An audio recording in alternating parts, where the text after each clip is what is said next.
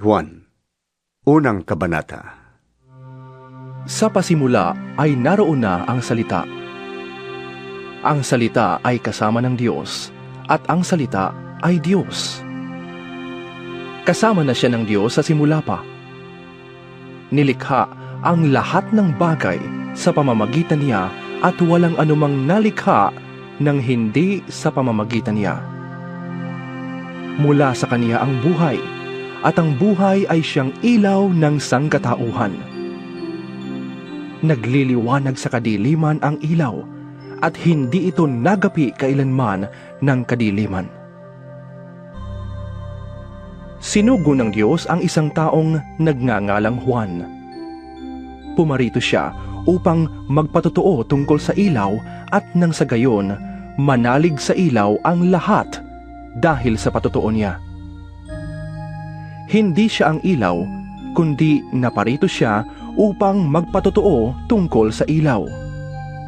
Ang tunay na ilaw na tumatanglaw sa lahat ng tao ay dumarating sa sanlibutan.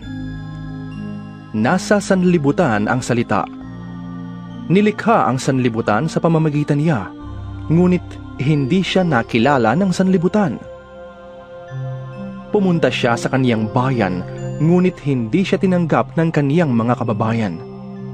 Subalit, ang lahat ng tumanggap at nanalig sa kaniya ay binigyan niya ng karapatang maging mga anak ng Diyos. Sila nga ay naging mga anak ng Diyos, hindi dahil sa isinilang sila ayon sa kalikasan, sa kagustuhan o kagagawan ng tao. Ang pagiging anak nila ay buhat sa Diyos. Ang salita ay naging tao, puspos ng biyaya at katotohanan, at nanirahan sa piling namin. Nakita namin ang kaniyang kaluwalhatiang tunay na kaniya bilang kaisa-isang anak ng Ama. Nagpatotoo si Juan tungkol sa kaniya ng kaniyang isigaw, "Siya ang tinutukoy ko ng aking sabihin. Ang darating na kasunod ko'y higit kaysa sa akin, sapagkat siya ay naroon na, bago pa man ako ay pinanganak." Mula sa kaniyang di masukat na pag-ibig, tayong lahat ay tumanggap ng sunod-sunod na pagpapala. Sapagkat sa pamamagitan ni Moises, dumating ang kautusan, ngunit sa pamamagitan ni Hesukristo, dumating ang pagpapala at katotohanan. Kailan may walang nakakita sa Diyos, ngunit ipinakilala siya ng kaisa-isang anak, siya ay Diyos na lubos na minamahal ng Ama. Ang mga pinuno ng mga Hudyo sa Jerusalem ay nagsugo ng ilang paring Hudyo at Levita upang itanong kay Juan kung sino siya. Hindi nagkaila si Juan, sa halip ay maliwanag niyang sinabi, "Hindi ako ang Mesiyas." "Sino ka kung gayon?" tanong nila. "Ikaw ba si Elias?" "Hindi po." Tugon niya. "Ikaw ba ang propeta?" Sumagot siya. "Hindi po." "Sino ka kung gayon?" Tanong nilang muli. "Sabihin mo kung sino ka upang may masabi naman kami sa mga nagsugo sa amin. Anong masasabi mo tungkol sa iyong sarili?" Sumagot si Juan sa pamamagitan ng pangungusap ni Propeta Isaias. "Ako ang tinig ng isang sumisigaw sa ilang. Tuwirin ninyo ang daraanan ng Panginoon." Ang mga nagtanong ay sugo ng mga Pariseo. Muli nilang tinanong si Juan, "Bakit ka nagbabautismo? Gayong hindi naman pala ikaw ang Mesyas, ni si Elias, ni ang propeta." Sumagot si Juan, "Ako'y nagbabautismo sa tubig. Ngunit nasa gitna ninyo ang isang hindi ninyo nakikilala. Darating siyang kasunod ko. Subalit hindi ako karapat-dapat magkalagman lamang ng tali ng kanyang sandalyas." Ito'y nangyari sa Betania, sa silangan ng Ilog Jordan na pinagbabautismuhan ni Juan. Kinabukas ay nakita ni Juan na si Jesus ay lumalapit sa kanya. Kaya't sinabi niya, "Narito ang kordero ng Diyos."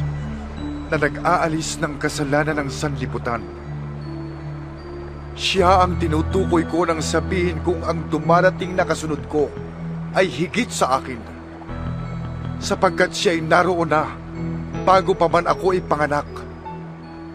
Hindi ko rin siya nakikilala noon, ngunit ako'y naparitong nagbabautismo sa tubig upang ipakilala siya sa Israel. Ganito ang patotoo ni Juan. Nakita ko ang espiritu na parang kalapating bumababa buhat sa langit at nanatili sa kanya. Hindi ko nga siya nakikilala noon. Ngunit ang nagsugo sa akin upang magbautismo sa tubig ang nagsabi sa akin, ang sino mang makikita mong bababaan at pananatilihan ng espiritu, siya ang magbabautismo sa pamamagitan ng Espiritu Santo. Ngayon ay nakita ko siya at pinapatotohanan kong siya ang anak ng Diyos. Kinabukasan, naroon uli si Juan kasama ang dalawa sa kaniyang mga alagad. Nang makita niya si Jesus na nagdaraan ay kaniyang sinabi, Narito ang kordero ng Diyos. Narinig ng dalawang alagad ang sinabi niya at sumunod sila kay Jesus. Lumingon si Jesus at nang makita niyang sumusunod sa kaniya ang mga ito, sila'y tinanong niya. Ano ang kailangan ninyo? Sumagot sila. Saan po kayo nakatira, Rabbi? Ang kahulugan ng salitang ito'y guro, Halik kayo at tingnan ninyo. sabi ni Jesus. Sumama sila kay Jesus at nakita nila ang kaniyang tinitirhan at tumuloy sila roon ng araw na iyon. Nooy mag-aalas 4 na ng hapon. Ang isa sa dalawang alagad na nakarinig kay Juan at sumunod kay Jesus ay si Andres na kapatid ni Simon Pedro. Unang hinanap ni Andres ang kanyang kapatid na si Simon. Sinabi niya rito, Nakita na namin ang Mesiyas. ang kahulugan ng salitang ito'y Kristo. At isinama ni Andres si Simon kay Jesus. Tiningnan ni Jesus si Simon at sinabi sa kanya, Ikaw ay si Simon na anak ni Juan. Ikaw ay tatawaging Cefas. ang katumbas ng pangalang ito'y Pedro. Kinabukasan, minabuti ni Jesus na pumunta sa Galilea. Nakita niya si Felipe at sinabi ni Jesus sa kanya, Sumunod ka sa akin. si Felipe ay taga Betsaida, tulad ni na Andres at Pedro. Nakita ni Felipe si Natanael at sinabi niya dito, Natagpuan na namin ang tinukoy ni Moises sa kanyang isinulat sa aklat ng kautusan at gayon din ng mga propeta. Siya ay si Jesus na taga Nazaret, na anak ni Jose. May mabuti bang maaaring magmula sa Nazaret? tanong ni Natanael. Sumagot si Felipe. Halika at tignan mo. Nang malapit na si Natanael ay sinabi ni Jesus, Masdan ninyo ang isang tunay na Israelita. Wala siyang anumang pagkukunwari. Tinanong siya ni Natanael. Paano ninyo ako nakilala? Sumagot si Jesus. Bago ka patawagin ni Felipe, nakita na kita nang ikaw ay nasa ilalim ng puno ng igos. Sumagot si Natanael. Guro, kayo nga po ang anak ng Diyos. Kayo ang hari ng Israel. Sinabi ni Jesus, Sumampalataya ka ba dahil sa sinabi ko sa iyong nakita kita sa ilalim ng puno ng igos? Higit pa riyan ang makikita mo. at sinabi niya sa kanila, Tandaan ninyo, makikita ninyong bukas ang langit at ang mga anghel ng Diyos ay manhik-manaog sa kinaroroonan ng anak ng tao.